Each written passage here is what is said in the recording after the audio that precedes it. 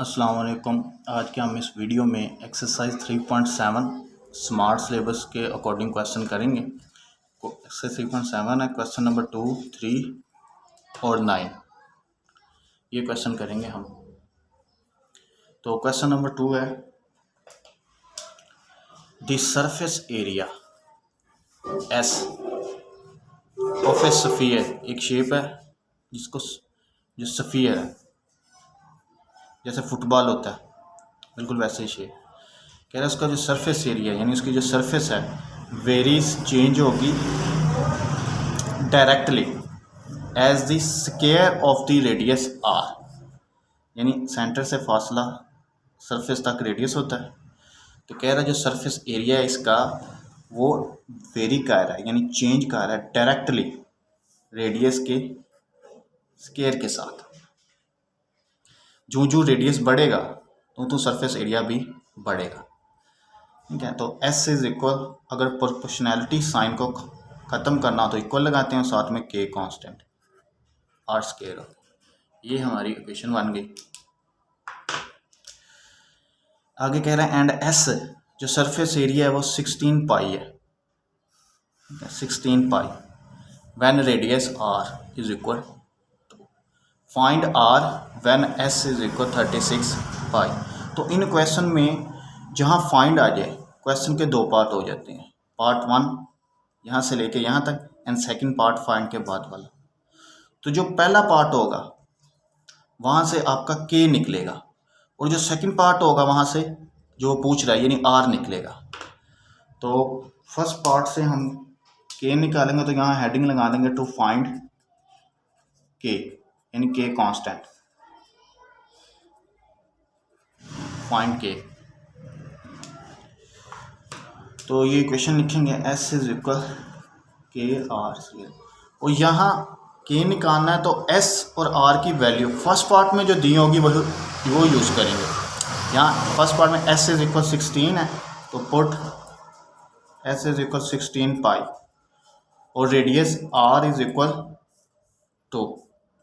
यहाँ value put कर देंगे तो S इज इक्वल होगा K, सॉरी यहाँ पे x की जगह पे 16 pi is equal K constant वो निकालना है हमने, और R की जगह पे 2 पर whole square. 16 pi is equal K, 2 का स्क्वायर 4 होता है, 4 यहाँ मल्टीप्लाई हो रहा है, इधर जाके डिवाइड हो जाएगा।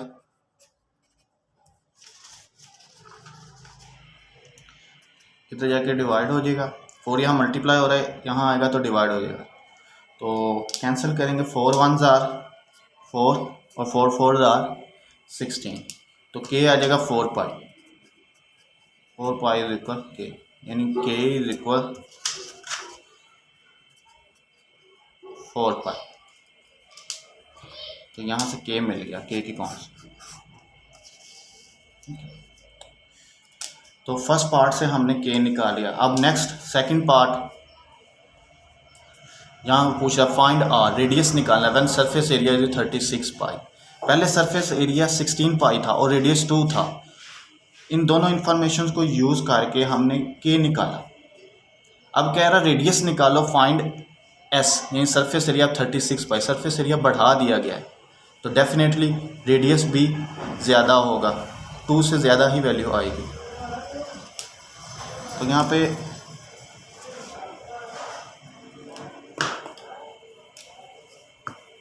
लाइन लगा देंगे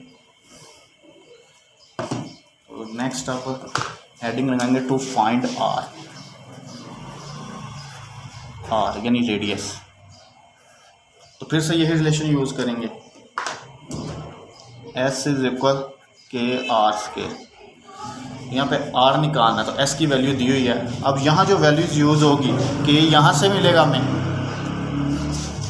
ये जो K की वैल्यू आई है, और S की वैल्यू यहाँ सेकंड पार्ट से निकाल लेंगे हम। तो पुट S इज इक्वल 36 पाई और K जो हमने पहले निकाला 4 पाई। तो वैल्यू पुट कर देंगे, S की जगह पे 36 पाई, K की जगह पे 4 पाई, ये K 4 पाई, और रेडियस निकालना है हमने, R स्क्वायर लिख देंगे। 4 पाई यहाँ मल्टीप्लाई हो रहा है आर स्क्वायर के साथ, तो इस तरफ आएगा तो डिवाइड हो जाएगा। 36 pi over 4 pi is equal R square. Pi pi से कैंसिल, 4 1 जार 4, 4 9 जार 36, तो 9 इज इक्वल आर स्क्वायर आ जाएगा। तो आर स्क्वायर इज इक्वल 9, दोनों तरफ स्क्वायर रूट लेंगे, taking square root on both side.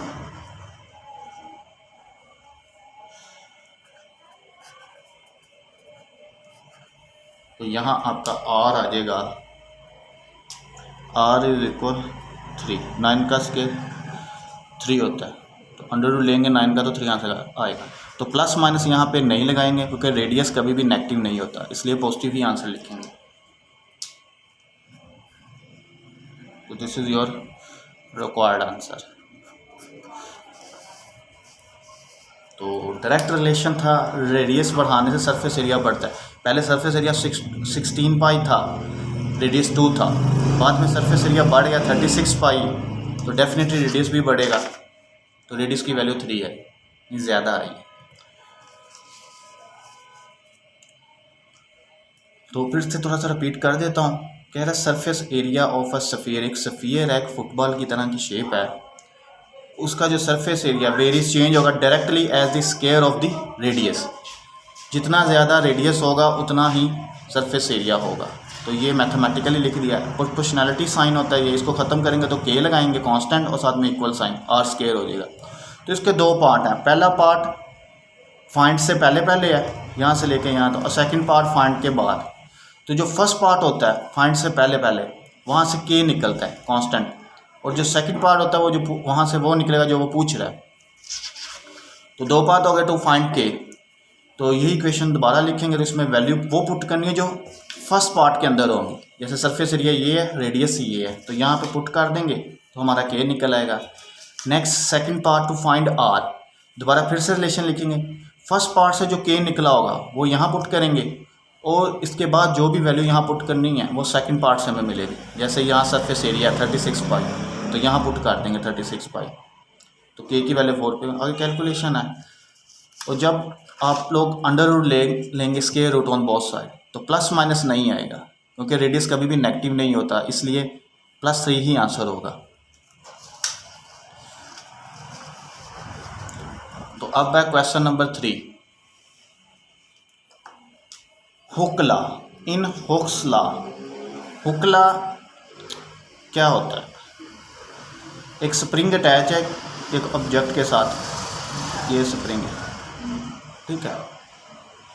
आपने इस पे फोर्स अप्लाई की, खींचा, इसको ऐसे पकड़ के खींचा, ठीक है, इस तरफ खींचा, तो इसकी ज़ाहिर है लेंथ बढ़ेगी, ठीक है, इसकी लेंथ में चेंज आएगा। ये पहले लेंथ थी यहाँ से लेके यहाँ तक, अब भाई यहाँ से लेके यहाँ तक अलोंगेशन, यानी लेंथ बढ़ गई। अलोंगेशन का मतलब होता है change in length, ELONGATION, elongation मतलब चेंज इन लेंथ, लेंथ में चेंज आ गया। पहले लेंथ इतनी थी, अब लेंथ बढ़ गई है, ठीक है। तो हुक लॉ ये कहता है जितनी ज़्यादा फोर्स आप अप्लाई करोगे उतना ही ज़्यादा लेंथ में चेंज आएगा, यानी उतना ही ज़्यादा स्प्रिंग आगे की तरफ मूव करेगा। In Hooke law the force F force apply कर रहे हैं हम to stretching a spring, spring को खींचने के लिए, वेरीज चेंज होगी directly as the amount of elongation of S, मतलब जितनी ज़्यादा लेंथ में चेंज आएगा उतनी ही ज़्यादा फोर्स लगेगी, या जितनी ज़्यादा फोर्स लगाओगे उतना ही लेंथ में ज़्यादा चेंज आएगा। अलोंगेशन कहते हैं चेंज इन लेंथ को, ठीक है। एंड अब बता रहा है, पहले रिलेशन लिख लेते हैं यहाँ पे, फोर्स डायरेक्टली प्रोपोर्शनल है चेंज इन अलोंगेशन यानी S के। प्रोपोर्शनैलिटी साइन ख़त्म करेंगे तो इक्वल लगा देंगे तो के कांस्टेंट आ जाएगा साथ में। S यहाँ पे चेंज इन लेंथ है, चेंज इन लेंथ, सॉल्यूशन लिख देंगे। आगे नेक्स्ट उसने वैल्यूज़ बताई है 432, इसको पाउंड पढ़ते हैं, I20 से मुराद ये पाउंड, POUND पाउंड। चूँकि फोर्स है तो कंप्लीट यूनिट होंगे पाउंड फोर्स, इसको हम पाउंड फोर्स बोलेंगे। यहाँ फोर्स 32 पाउंड फोर्स है। ये ब्रिटिश थर्मल यूनिट्स हैं। एक SI यूनिट्स होते हैं, एक ब्रिटिश थर्मल यूनिट्स होते हैं। यहाँ पे ब्रिटिश में हम इसको फोर्स को न्यूटन नहीं बोलते, पाउंड फोर्स बोलते हैं। S यानी चेंज इन लेंथ 1.6 इंच होगी, ठीक है। IN से मुराद यहाँ पे इंच है, INCH, यहाँ पे इंच में यूनिट दिए हुए हैं। फाइंड आ गया, और जहाँ फाइंड आ जाए क्वेश्चन के दो पार्ट कर देंगे, एक फाइंड से पहले वाला, एक फाइंड के बाद वाला। तो जो फाइंड से पहले वाला है वहाँ से आपको K निकलेगा, तो यहाँ से पहले K निकालते हैं। तो एडिंग लगा देंगे टू फाइंड K कांस्टेंट। तो ये रिलेशन लिख लेंगे F इज इक्वल KS। तो फाइंड से पहले जो डाटा दिया हुआ है वो यहाँ पुट करेंगे। फाइंड ये इससे पहले जो डाटा है 432 पाउंड फोर्स है, तो put F is equal 32 pound और S है 1.6 इंच, 1.6 इंच। IN से मुराद है इंच, तो वैल्यू पुट कर देंगे। 32 पाउंड इज इक्वल है K लिखेंगे 1.6 इंच। 1.6 इंच यहाँ मल्टीप्लाई हो रहा है, यहाँ आएगा तो डिवाइड हो जाएगा। 32 पाउंड फोर्स और 1.6 इंच इज इक्वल K। यहाँ अब हम इन दोनों को डिवाइड करेंगे।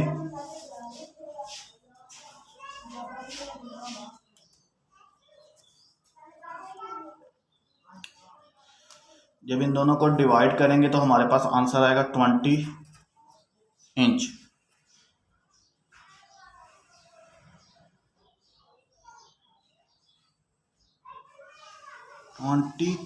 पाउंड फोर्स पर इंच, यानी ये K होगा, यानी K is equal 20 pound force over inch.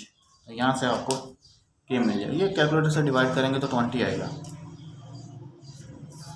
यहाँ से K आ गया। अब फाइंड के अंदर भी दो पार्ट हैं। पहले कह रहा है S निकालो, यानी चेंज इन अलोंगेशन, लेंथ में कितना चेंज आया वो निकालो। फाइंड व्हेन फोर्स 50 पाउंड, अगर आप 50 पाउंड फोर्स लगाओगे तो चेंज इन लेंथ कितना होगा। यहाँ पे फोर्स थी 32 पाउंड, तो 1.6 इंच आया आंसर। अब फोर्स बढ़ा दी गई है 50 पाउंड, तो डेफिनेटली आपकी जो चेंज इन लेंथ है वो 1.6 से ज़्यादा ही आएगी, क्योंकि डायरेक्ट रिलेशन है। तो यहाँ अब हेडिंग लगाएंगे टू फाइंड S।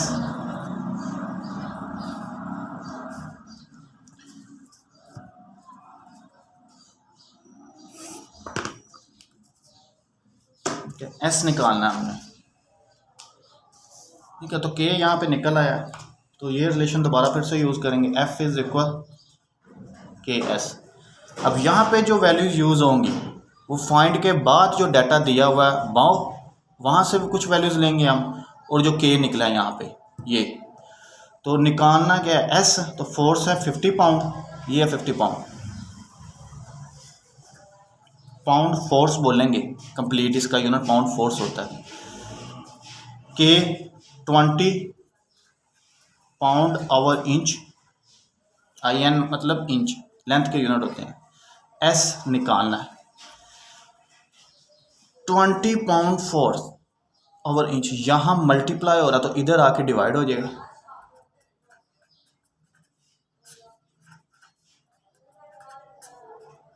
इंच नीचे लिख देंगे इज इक्वल S।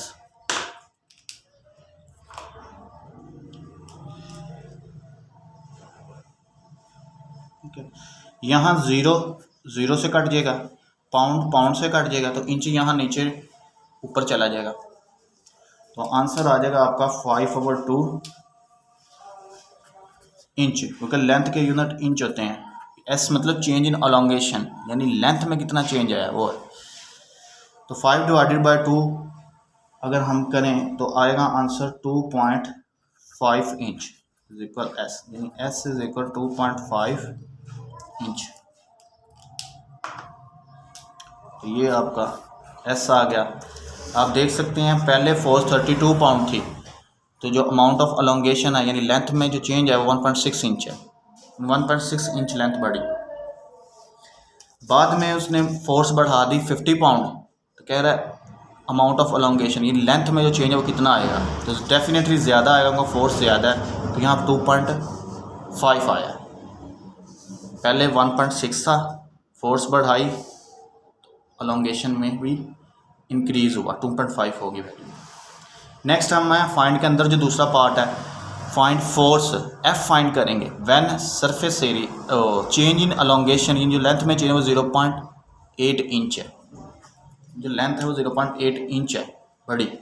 फोर्स कितनी लगी होगी अब ये पूछ रहा है। अगर लेंथ में चेंज 1.6 इंच है तो डेफिनेटली फोर्स 32 पाउंड फोर्स है। तो अब यहाँ पे 0.8 है, यानी चेंज इन लेंथ कम है, पहले 1.6 थी अब कम होगी, तो डेफिनेटली फोर्स 32 से भी कम ही आएगी। तो लेट्स सी, देखते हैं।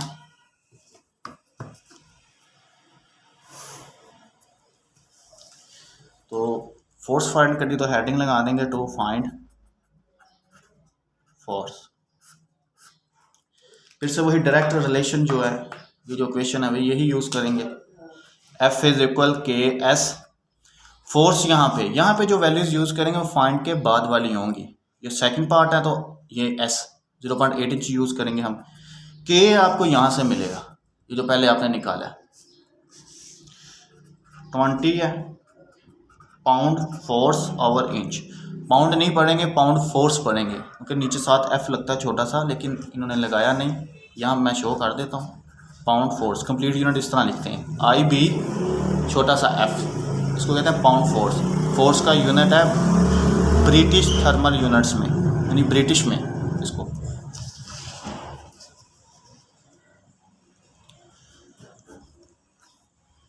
सरफेस एरिया 0.8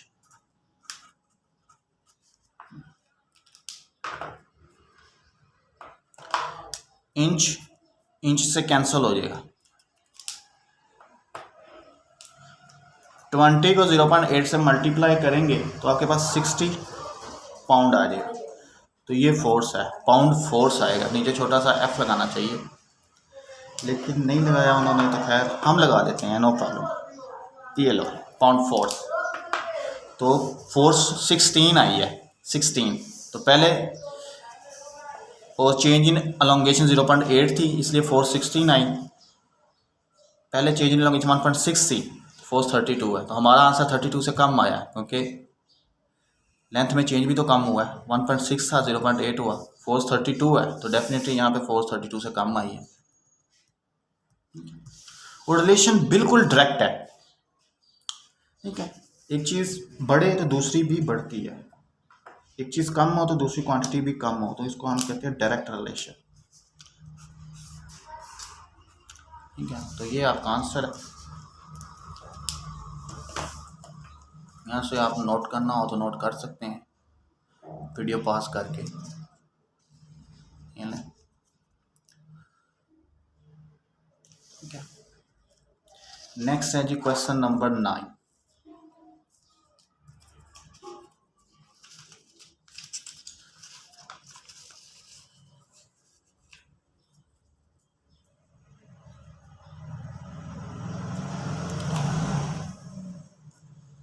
क्वेश्चन नंबर 9 में कह रहा है द काइनेटिक एनर्जी, यानी एक काइनेटिक कहते हैं मोशन को, एक बॉडी मूव कर रही है, उसके पास जो एनर्जी होगी मोशन की वजह से, हम उसको काइनेटिक एनर्जी कहते हैं। ऑफ अ बॉडी, एक बॉडी है, वेरीज चेंज होगी ज्वाइंटली, मतलब इसमें एक से ज़्यादा क्वांटिटी होंगी jointly as the mass m of a body,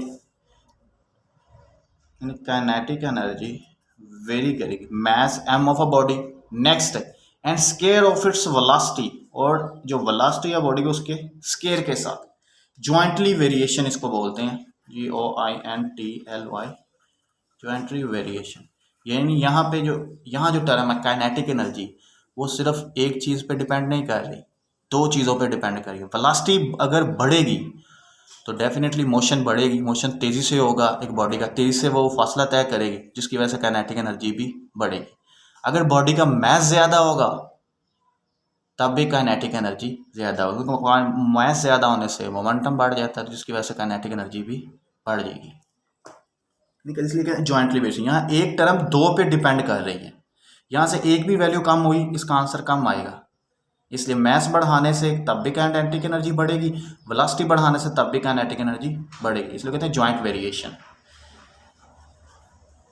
जहाँ पे एक क्वांटिटी एक से ज़्यादा क्वांटिटीज़ पे डिपेंड कर रही हो।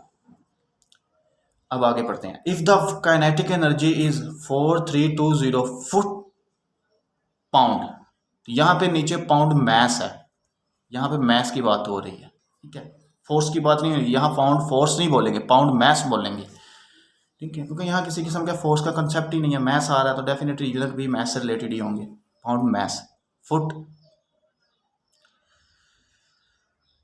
डिस्टेंस की यूनिट है, क्योंकि वेलोसिटी आ रही है बीच में, डिस्टेंस और डिस्प्लेसमेंट कह लें आप, इसलिए व्हेन काइनेटिक एनर्जी ये दी हुई है, when the mass is 45 pound, ये मैस आ गया, 45 पाउंड मैस बोलेंगे, इस तरह कंप्लीट यूनिट इस तरह लिखते हैं, पाउंड साथ में एम, यहाँ से पता चलता है ये मैस की यूनिट है। अगर आप एफ लगा दो, अगर आप यहाँ पे कहीं एफ लगा दो तो पाउंड फोर्स बन जाएगा, फोर्स की यूनिट होंगी, हम मैस एम लगा दिया, पाउंड मैस है ये।